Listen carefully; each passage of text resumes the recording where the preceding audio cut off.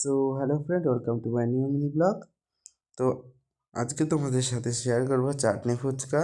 মাঝে মধ্যেই মনে হয় যে একটু ফুচকা খাই, তার জন্য আজকে দেখো বাড়িতেই ফুচকা বানিয়ে নিচ্ছি, চাটনি ফুচকা।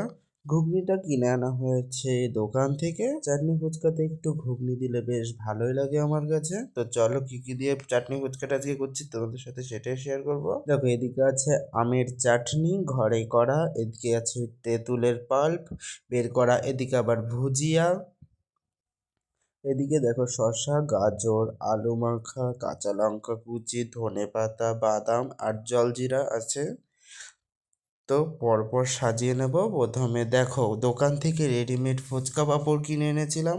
তো এটা ভালোই লাগে খেতে, ফুচকার মতনই পুরো। তোমরা এইভাবে একদিন বানিয়ে খেতেই পারো। তো দেখো আমরা কিভাবে বানিয়েছিলাম বাড়িতে, খুব কম সময়ের মধ্যেই তোমরা বানিয়ে নিতে পারো এরকম চাটনি ফুচকা।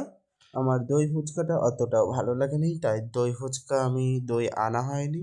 তো প্রথমে দেখো ফুচকা ভেঙে ওর মধ্যে দিয়ে দিয়েছি আলু মাখা, এরপরে ঘুগনিটা ভরে ভরে দিচ্ছে, এরপরেই দিয়ে নিচ্ছি প্রথমে শসা কুচি, এরপরে সবটাতে দিয়ে নেব গাজর কুচি, এরপর দিয়ে নেব সবটাতে তেঁতুলের পাল্প, এরপর দেবো কাঁচা লঙ্কা কুচি, এরপর দিয়ে নিচ্ছি সবটাতে ধনেপাতা কুচি, দেব ভরে ভরে আমের চাটনি, যেহেতু চাটনি ফুচকা একটু ভালো করে চাটনি দিতেই হবে। এরপর দেব ভরে ভরে সবটাতে ভুজিয়া, এরপর দেওয়া হবে বাদাম, শেষে দিয়ে নেওয়া হচ্ছে জলজিরা।